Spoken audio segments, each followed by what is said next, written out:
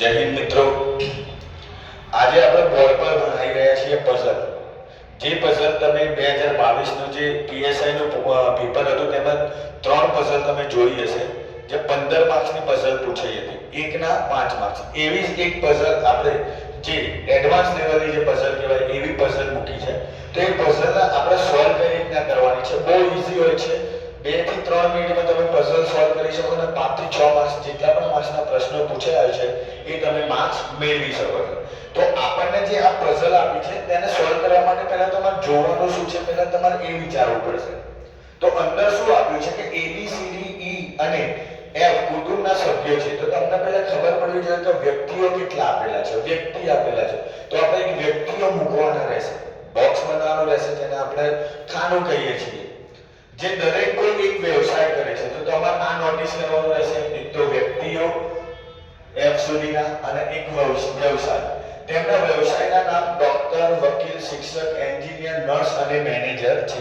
તો આપણને ખબર પડવી જોઈએ કે વ્યવસાય પણ આપ્યો છે અને વ્યક્તિઓ આપે છે. પછી અઠવાડિયાના સોમથી શનિ દરેક દિવસે કોઈ વ્યક્તિ ઘર પર રહે છે. તો 3 વસ્તુ આમાં આપેલી છે એ આપણને ખ્યાલ આવશે. એક વ્યક્તિ આપી છે, વ્યવસાય આપ્યો છે અને સોમથી શનિવાર સુધી આપે તો વાર આપેલા છે. તો તેને તમારે ગોઠવો બનાવવાનો રહેશે. તો પહેલા આપણે બનાવીએ વ્યક્તિ, પછી તમને આપેલું છે એનો વ્યવસાય અને પછી તમને આપેલું છે વાર. બરાબર? તો આ વ્યક્તિઓને તમારે આ રીતે ગોઠવવાના હશે. તમને આટલી પહેલા પોઝિટિવમાં તમને ખબર પડવી જોઈએ કે સાની વાત કરવામાં આવી છે. પછી એક એક કરીને તમને અહીંયા જોવાનું છે પઝલમાં એક એક કરીને જોવાનું કે કયું વસ્તુ સેટ થાય છે. તો તમે પહેલા વ્યક્તિઓ સેટ કરી શકો છો. અહીંયા A B C D E અને F. આપણે 5 અહીંયા તમે 1 2 3 4 5 અને 6 વ્યક્તિઓ તમે સેટ કરવાના છે. તો તમે આ રીતના 6 વ્યક્તિઓ સેટ કરી શકો છો. તમને ઓટોમેટિકલી ખ્યાલ આવશે. A B C D E અને F, ટોટલ F લગી વ્યક્તિઓ આપેલા છે, 6 વ્યક્તિઓ આપે છે. તો અહીંયા આપણે સેટ કરીએ છીએ. હવે એક એક લાઈન વાંચવાની છે ને જેટલા પણ પોઝિટિવ વસ્તુ દેખાય છે એ પોઝિટિવ વસ્તુ અહીંયા સેટ કરવાની રહેશે. ધીરે ધીરે એક એવી સમજ આવશે કે તમને હિન્ટ મળશે, ત્યાંથી તમારી આખી પઝલ સોલ્વ થઈ જશે. આ પઝલ હું સોલ્વ કરું એટલે તમે બીજી પઝલો પણ એ રીતના ટ્રાય કરજો, ઓટોમેટિકલી તમને પ્રશ્નનો જવાબ મળશે અને પીએસઆઈમાં પણ તમે ટ્રાય કરી શકો, જે પહેલા પૂછાયેલી છે. અઠવાડિયાના સોમથી શનિવાર દરેક દિવસે કોઈ વ્યક્તિ ઘર પર રહે છે. દરેક દિવસે પણ આપણને અહીંયા કોઈ ખ્યાલ આવતો નથી, તો આપણે એ વાક્યને અત્યારે છોડી દઈએ છીએ. બીજું છે કુટુંબમાં જે વ્યક્તિ છે વકીલ તે ગુરુવારે ઘરે રહે છે. કુટુંબમાં જે વકીલ છે તે કયા વારે રહે છે? ગુરુવારે. પણ એ પણ આપણને ખ્યાલ આવતો નથી કે અહીંયા ક્યાં સેટ કરી અને શું કરે, તો એ સેન્ટેન્સને પણ આપણે છોડવાનું રહેશે. સી શિક્ષક છે. શિક્ષક કોણ છે? સી. તો આપણે સી નામના વ્યક્તિને અહીંયા મૂકીશું. સી કોણ છે? શિક્ષક છે અને મંગળવારે ઘરે રહે છે. કયા વારે ઘરે રહે છે? મંગળવારે. તો આપણે અહીંયા લખીશું મંગળવારે. એક પોઝિટિવ સેટ થયું, સેન્ટેન્સ સેટ કરવા, સેન્ટેન્સ સેટ થઈ ગયું છે. એ ડોક્ટર છે. તો ડોક્ટર કોણ છે? એ. તો ડોક્ટર લખી દઈશું. જે શનિવાર કે બુધવારે ઘરે રહેતો નથી. શનિવાર કે બુધવારે, તો આ વસ્તુ આપણને ખબર પડતી નથી, પણ આજની વસ્તુ આપણને ખબર પડતી, આપણે સેટ કરી દીધી.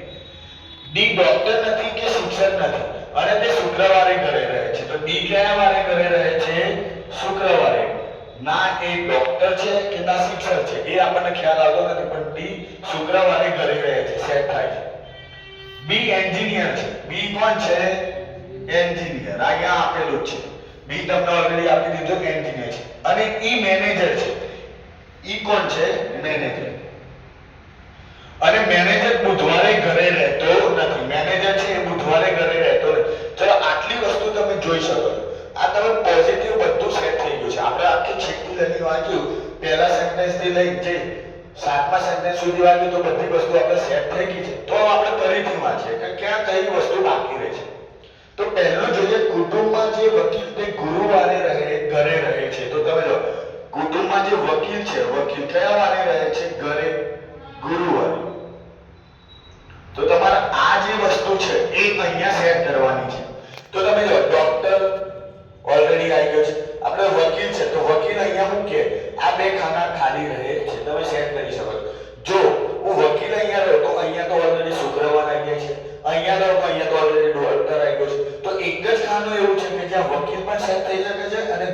પણ સેટ થઈ જશે.